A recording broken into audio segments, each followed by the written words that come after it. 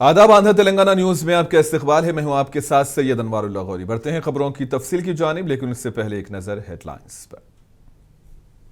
ताउन किया है। डॉक्टर ऑर्थो ऑयल के साथ साथ डॉक्टर ऑर्थो कैप्सूल्स साथ लेना ना भूलें।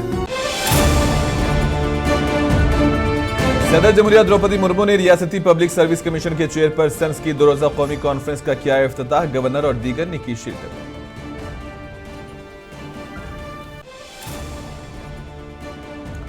आंध्र प्रदेश के वजीर आला चंद्रबाबू नायडू ने मरकजी वजीर सीआर पाटिल से की मुलाकात। आपाशी प्रोजेक्ट्स पर किया तबादला ख्याल।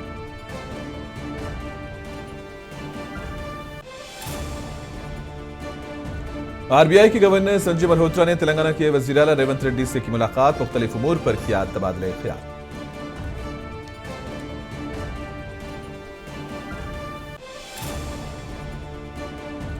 तेलंगाना के सिद्दीपेट में पेश आया सड़क हादसा। लारी ने आरटीसी बस को मारी टक्कर। मुसाफिर मामूली तौर पर हुए जख्मी।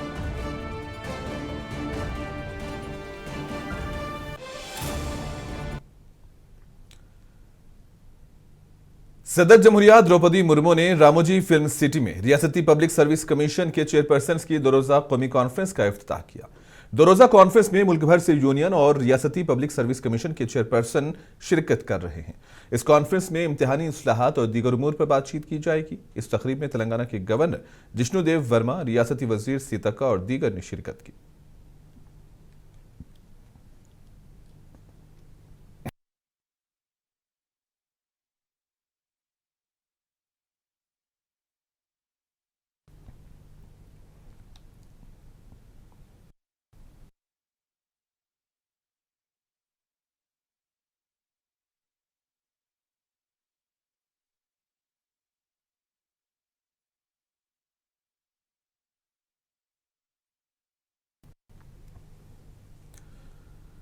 आंध्र प्रदेश के वजीर आला चंद्रबाबू नायडू दिल्ली के दौरे पर हैं और इस मौके पर वजीर आला ने दिल्ली में मरकजी वजीर सीआर पाटिल से मुलाकात की। जराये के मुताबिक इस मौके पर वजीर आला ने रियासत के आपाशी प्रोजेक्ट्स पर तबादला ख्याल किया।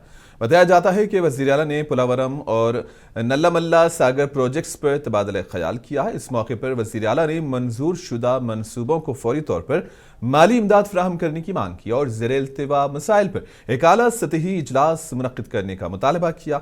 इन्होंने कहा कि पानी की हिफाजत आंध्र प्रदेश के लिए एक बहुत बड़ा अहम मसला है और इन्होंने मरकज से अपील की है कि वो रियासत की आबपाशी और पीने के पानी की जरूरियात को जहन में रखते हुए मुस्बत फैसला करे। इस मौके पर तेलुगु देशम के अरकान पार्लियामेंट और रियासती वज़रा भी मौजूद थे।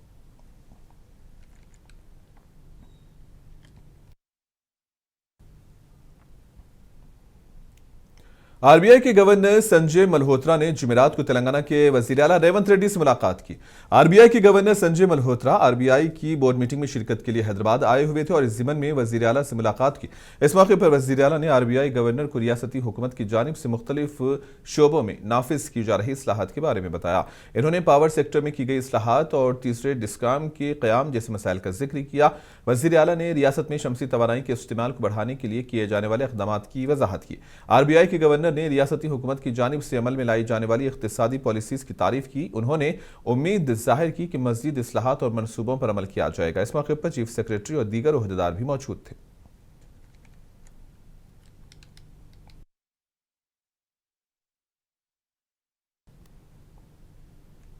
नारायणपेट जिले के मक्थल असेंबली हल्के में ग्राम पंचायत इंतखाबात में कामयाबी हासिल करने वाले कांग्रेस के हिमायत याफ्ता सरपंचों को रियासती वजीर श्रीहरी ने मुबारकबाद दी है। जिमन में एक तकरीब मुनक्किद की गई। रियासती वजीर ने नवमुंतखब कांग्रेस के सरपंचों को तहनीत भी पेश की। इन्होंने कांग्रेस के हिमायत याफ्ता उम्मीदवारों को कामयाब बनाने पर अवाम और पार्टी के कायदीन व कारकुनों से इजहार तशक्कुर किया।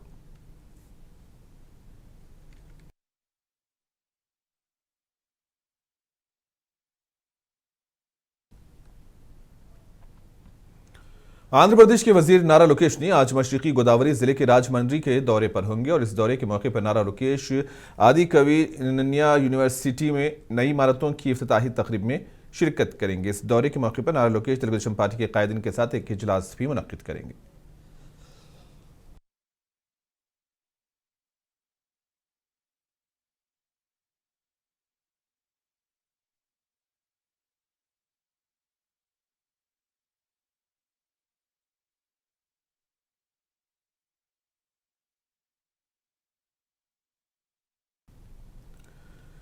साइबराबाद पुलिस की 8वीं सालाना स्पोर्ट्स गेम्स और ड्यूटी मीट 2025 की इख्तितामी तकरीब साइबराबाद परेड ग्राउंड गच्चीबौली में मुनक्किद हुई। इस तकरीब में तेलंगाना के डीजीपी बी शिवाधर रेड्डी और दीगर ने शिरकत की। इसमें मुख्तलिफ जोन्स के महकमों के पुलिस एहलकारों ने हिस्सा लिया।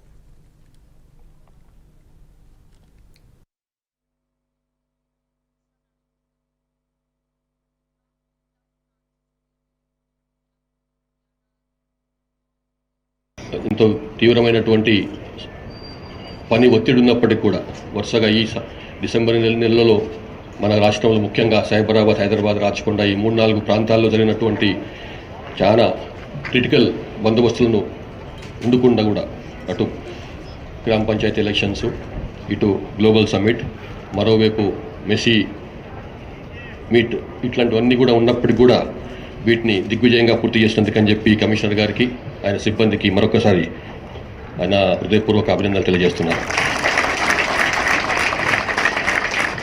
మీకు తెలుసు, పోలీసింగ్ అంటే శారీరక దృఢత ఉండాలి, మానసిక దృఢత్వం ఉండాలి, చురుకుదనం ఉండాలి, భావోద్వేగం సరైన సమపాలలో ఉండాలి. ఎమోషన్స్ ఊరికనే బయటకు వచ్చేటువంటి వృత్తి మనది.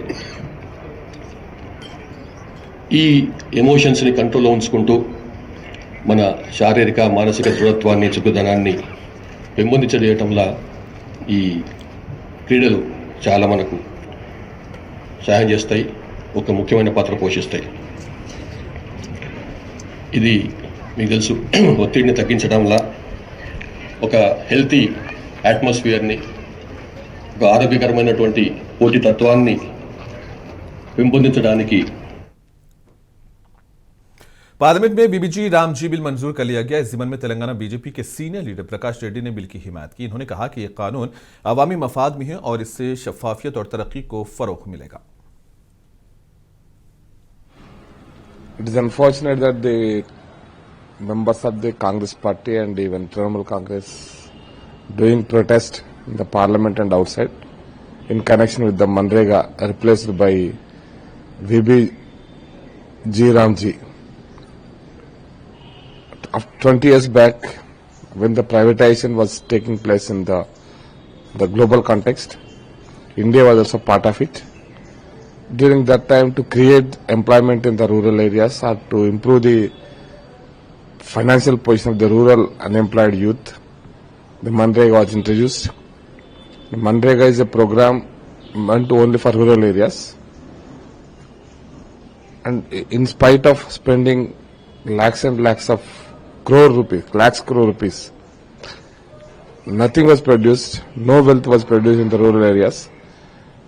Taking the mud from one place to other place, stones from other place to one place to other place, spending about 70,000 crores every year has become an important issue for the discussion. And Prime Minister many a times in the Parliament he revealed that we will not close the Manrega issue, or we will not suspend the Manrega, or we will not remove the Manrega program, but we will improve it to create some wealth in the rural areas. Accordingly, the new program is planned to create some wealth in the rural areas by spending some money, some thousands of crores of money, public money in the rural areas. Accordingly, the program is changed. Now, no Manrega, it is now a new program, keeping the Viksit Bharat of 2047 in view, but the rural economy should be developed, rural wealth also should be developed, rural infrastructure also should be developed, but accordingly the program is planned.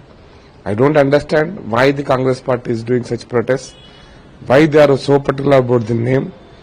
Rita Banerjee, who is doing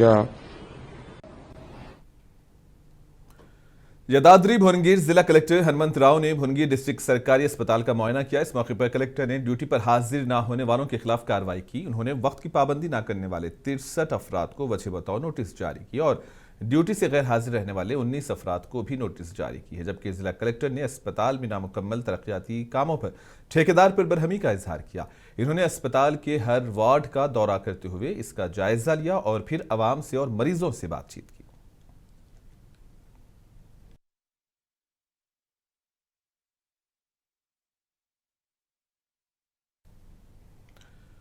Andhra Pradesh के विजयवाड़ा में communist party of India Marxist ने medical colleges की निजीकारी के खिलाफ एहतजाज किया। इस मौके पर पार्टी के कायदीन ने हुकूमत की जानिब से जारी किए गए जीओ को वापस लेने का मुतालबा किया। इन्होंने कहा कि हुकूमत के इस इक़दाम से गरीब आवाम मुतासिर होंगे और इस मौके पर सीपीआई के सीनियर लीडर रामकृष्णन ने मीडिया से बातचीत की।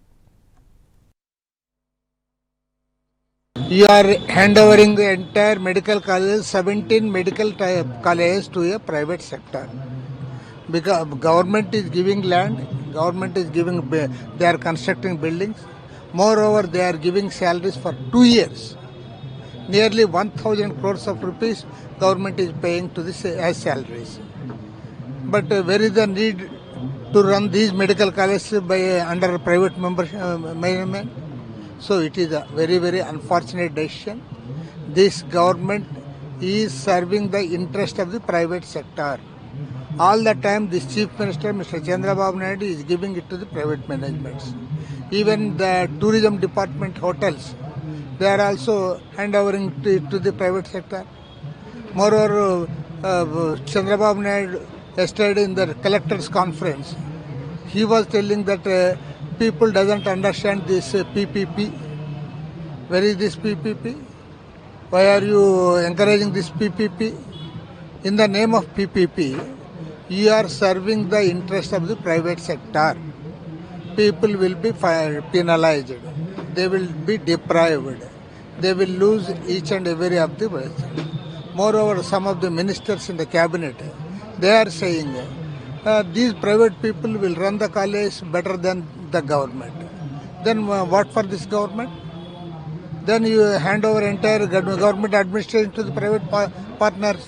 They will rule the state better than you. So it is very unfortunate. So even if you go to Mangalagiri, there is AIMS run by central government. People are very, very happy with their services. But you are defaming the government sector. This is not good on the part of the Chief Minister and the ministers. The government, they should withdraw this GO number 590 within a period of this thing. Otherwise, we will organize all political parties, students, youth and others. We will wage a war against this state government. You are handovering the entire medical colleges, 17 medical colleges to a private sector. Because government is giving land, government is giving, they are constructing buildings. Moreover, they are giving salaries for 2 years. फिलहाल वक्त है छोटे से break का। Break के बाद खबरों का सिलसिला जारी रहेगा।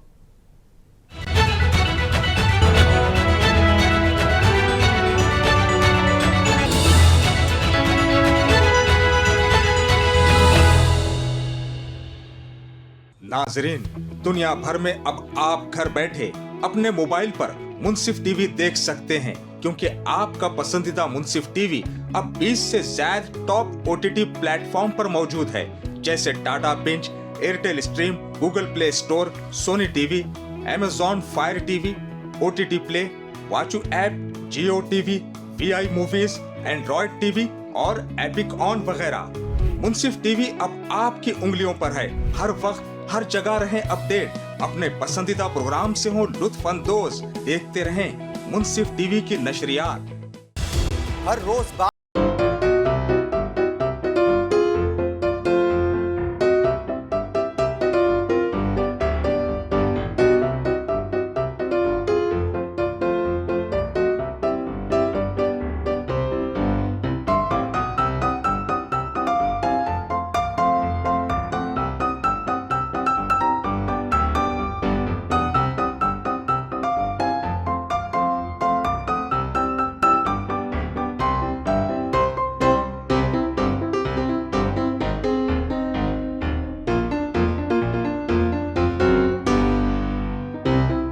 बराबरी से नफरत है, इन्हें इससे तकलीफ है कि गरीब के यहाँ खुशहाली आ जाए।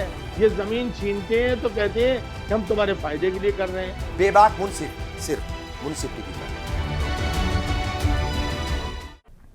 विशाखापट्टनम स्टील प्लांट बैटरी में कल रात आग लगी। बताया जा रहा है कि यह आग जीसीएम गैस के लीकेज होने की वजह से लगी है, जबकि मुलाजिमीन ने अपनी कोशिशों के जरिए इस आग पर काबू पाया।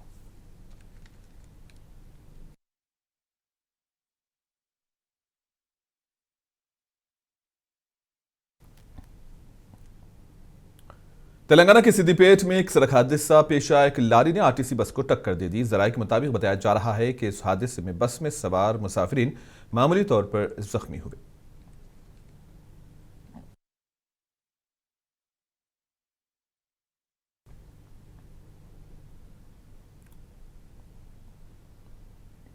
आंध्र प्रदेश की नंदयाल पुलिस ने गांजे की फरोख्त में मुलविस 2 अफराद को गिरफ्तार किया। पुलिस ने उनके कब्जे से 2 किलो से ज्यादा गांजा और एक कार जब्त कर ली है। जिमन में एएसपी ने मीडिया से बात करते हुए तफसीलात बतलाई।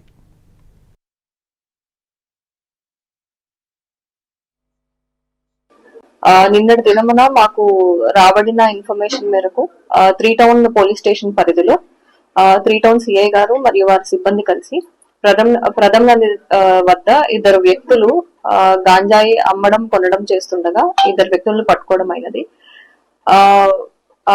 వారిద్దరిలో ఒక వ్యక్తి తరచుగా అరకు వెళ్లి అక్కడ నుంచి గాంజాయి తీసుకొచ్చి ఇక్కడ అమ్ముతుంటాడు. సో ఇదిలో నిన్న ఒక అతనికి అమ్ముతుండగా వారిద్దరిని కూడా మేము కస్టడీలోకి తీసుకోవడం జరిగింది. పంచాయతీదారుల సమక్షంలో వారిని అరెస్ట్ కూడా చేయడం జరిగింది. సో వారి వద్ద నుంచి ఒక వెహికల్ 4-వీలర్ వెహికల్ అలాగే 2 మొబైల్ ఫోన్స్ అనేవి సీజ్ చేయడం జరిగింది అరెస్ట్ చేసే టైంలో. వారి వివరాలు ఇలా ఉన్నాయి. ముద్దాయి A1 వచ్చేసి షేక్ మునీర్ బాషా, ఇతను అరకు వెళ్లి గాంజాయి తీసుకువచ్చాడు.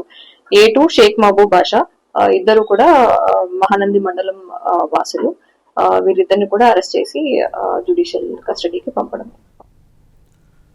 पार्लियामेंट के सरमाई इजलास के दौरान तृणमूल कांग्रेस के अरकान पार्लियामेंट ने पार्लियामेंट के अहाते में विकसित भारत गारंटी बराए रोजगार व आजीविका मिशन बिल 2025 को मंजूरी के खिलाफ एहतजाज किया है। अपोजिशन का कहना है कि बिल को बगैर मुनासिब बहस के मंजूर किया गया, जिस पर सियासी हलचल तेज हो गई है।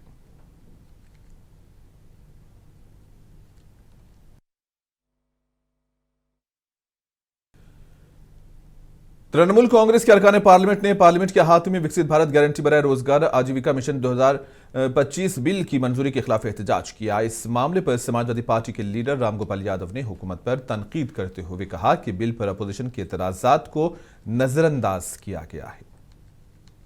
ये बिल मनरेगा को खत्म करने की एक साजिश है सरकार की।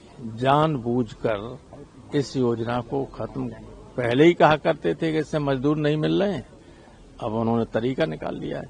40% कोई दे नहीं पाएगी राज्य सरकार, योजना लागू नहीं होगी। और जिन जिन योजनाओं में शेयर राज्य का 40% और केंद्र का 60% है, वो एक भी योजना नहीं चलेगी, ये भी नहीं चलेगी। देखिए, ये बिल मनरेगा को खत्म करने की एक साजिश है सरकार की। जानबूझकर इस रुकने पार्लियामेंट कपिल सिब्बल ने प्रेस कॉन्फ्रेंस की। इसी दौरान इन्होंने पार्लियामेंट की कार्रवाई पर अफसोस का इजहार किया। कहा कि पार्लियामेंट में कामकाज लगातार मुतासिर हो रहा है। इन्होंने कहा कि सिर्फ इस बार नहीं, कई सालों से ऐसा माहौल देखा जा रहा है। ऐसा लगता है कि हुकूमत को किसी बात से कोई मतलब ही नहीं है। ये है कि आहिस्ता आहिस्ता मुझे ऐसा लगता है कि जो हमारा संसद है, जो पार्लियामेंट है, उसकी जो रेलेवेंस है वो गिरती जा रही है, क्योंकि कम से कम सिटिंग्स होती हैं और आहिस्ता आहिस्ता मैं समझता हूँ कि लोग भी सोचते हैं कि पार्लियामेंट में कुछ होता नहीं है। तो ये बहुत ख़तरनाक बात है, लोकतंत्र के लिए बड़ी ख़तरनाक बात है, क्योंकि सही मुद्दों पे चर्चा नहीं होती और ऐसे मुद्दों पे चर्चा होती है जिसका कोई आज के दिन लेना देना नहीं है। तो पहली बात तो आपसे कहना चाहता हूं कि आप देखिए कि 1 दिसंबर से लेकर 19 दिसंबर तक ये सेशन है। इनमें लगभग 15 सिटिंग्स हुई 15 सिटिंग्स हुई हैं एक सेशन में। जब हम पार्लियामेंट में थे, मैं तो मतलब कि 2099 और उसके बाद की बात करता हूँ, तो उस समय पार्लियामेंट विंटर सेशन में लगभग 20 नवंबर को बैठता था और दिसंबर तक चलते रहते थे। लेकिन आज के दिन वो ऐसा नहीं हो रहा। पहले दिसंबर में सत्र की शुरुआत हुई और 15 सिटिंग्स हुई। इससे पहले भी 2017 में लगभग 13 सिटिंग्स हुई, 2022 में 13 सिटिंग हुई, 2023 में 14 सिटिंग हुई और इस सत्र में 15 सिटिंग हुई। तो अगर ऐसे ही चलता रहेगा तो जो चर्चा होनी चाहिए पार्लियामेंट में वो चर्चा होगी नहीं, और फिर चर्चा नहीं होगी तो लोगों को जानकारी नहीं होगी। तो पहली बात तो ये है कि बड़ी दुख की बात है कि जो सत्ता पक्ष में लोग जो बैठे हुए हैं उनको पार्लियामेंट से लगता है कुछ लेना देना भी नहीं है। दूसरी बात ये है कि इस पार्लियामेंट में हुआ क्या। 1 दिसंबर में हम चाहते थे, विपक्ष चाहता था कि किसी तरीके से चर्चा हो SIR पे, क्योंकि मैं समझता हूं कि आज के दिन SIR सबसे बड़ा मुद्दा इस देश में है। उत्तर प्रदेश असेंबली के सरमाई इजलास का आज से आगाज हुआ। इससे कबल समाजवादी पार्टी के अरकान असेंबली ने कफ सिरप तनाज़े को लेकर ऐवान के बाहर जमकर एहतजाज किया। अपोजिशन ने हुकूमत पर संगीन इल्जाम आयद करते हुए जवाबदेही का मुतालबा किया। इस मामले पर समाजवादी पार्टी के लीडर मुकेश वर्मा ने कहा कि अवामी सेहत से जुड़े इस मसले पर हुकूमत की खामोशी काबिल कबूल नहीं है। भ्रष्टाचार, बेरोजगारी, भ्रष्टाचार, और अब तो सारी सीमाएं टूट गई। जहर बेच रहे हैं, दवाई के नाम पर जहर, मेडिसिन के नाम पर जहर, बड़े बड़े लोग शामिल हैं, धन्ना सेठ शामिल हैं। इनके घर कब बिल्डोजर जाएगा? इनके घर कब बिल्डोजर जाएगा? मासूम पूछ रहे हैं, मासूम तड़प रहे हैं। अभिभावक को ये नहीं पता, जिसका पेशेंट एडमिट है उसे ये नहीं मालूम कि इनमें क्या है, ये पिला रहे हैं, क्या खिला रहे हैं। 60 कंपनियां खोली गई, 60 कंपनियां खोली गई और उसमें करोड़ों रुपए का, 10,000 करोड़ रुपए का टर्नओवर हुआ है और जहर बेचा जा रहा है, जहर का धन। उत्तर प्रदेश काबीना के वजीर सुरेश खन्ना ने असेंबली के सरमाई इजलास के एजेंडे, अपोजिशन की हिकमत अमली और इजलास की मुद्दत बढ़ाने के मुतालबे पर रद्द अमल दिया। इन्होंने कहा कि हुकूमत तमाम अहम उमूर पर बहस के लिए तैयार है, जबकि अपोजिशन की मुतालबात पर कवायद के मुताबिक फैसला किया जाएगा। हर क्षेत्र में वंदे मातरम बहुत ज्यादा पॉपुलर हुआ, क्योंकि उसमें भारत माता के प्रति सम्मान व्यक्त किया गया है। एक तरीके से भारत माता की स्तुति, इसलिए भारत वंदे मातरम पर चर्चा होगी। और रही बात अनुपूरक की, तो इस वर्ष तो हम पहला अनुपूरक ला रहे हैं और सरकार के जो काम है वो बहुत तेजी के साथ आगे बढ़ रहे हैं, इसलिए अनुपूरक आवश्यक। सत्ता पक्ष तो हमेशा निगेटिव सोचता है, विपक्ष में हमेशा निगेटिव सोचता है, इसलिए उनकी बात क्या कहें, उनकी क्या बात कहें। इसलिए ये सत्र जो है, छोटा सत्र जरूर है, लेकिन बाकायदा हर क्षेत्र में पूरी तरीके से जो चाहे वो अध्यक्ष। उत्तर प्रदेश असेंबली के सरमाई इजलास से कबल समाजवादी पार्टी के एक लीडर को साइकिल के जरिए असेंबली पहुंचते देखा गया है और कफ सिरप मामले पर इसने अपना एहतजाज दर्ज कराने का अनोखा अंदाज भी अपनाया। इन्होंने हुकूमत से जवाबदेही और मुकम्मल जांच की मांग की। आज देखिए जिस तरह से पूरे के पूरे प्रदेश में और देश में इस बात की चर्चा है कि भारतीय जनता पार्टी के लोगों ने जो जहरीली कफ सिरप पिलाई, जिससे गरीब के बच्चों को मारने का काम किया और अरबों खरबों रुपए कमाकर लोग विदेश भाग गए, और भारतीय जनता पार्टी की सरकार उन लोगों को संरक्षण देने का काम कर रही है। तो ऐसे लोगों को सरकार तुरंत गिरफ्तार करे, जेल भेजने का काम करे। आज हर मुद्दे पे वो गरीब, मजदूर, किसान, नौजवान, बुनकर, बेरोजगार, अधिवक्ता, शिक्षक, शिक्षा मित्र, हर मुद्दे पे सरकार को घेरने का काम करेंगे। आज देखिए जिस तरह से पूरे के पूरे प्रदेश में। और इसी के साथ ही खबरों का सिलसिला यहीं पर इख्तिताम पजीर होता है। दीजिए इजाजत, आदाब।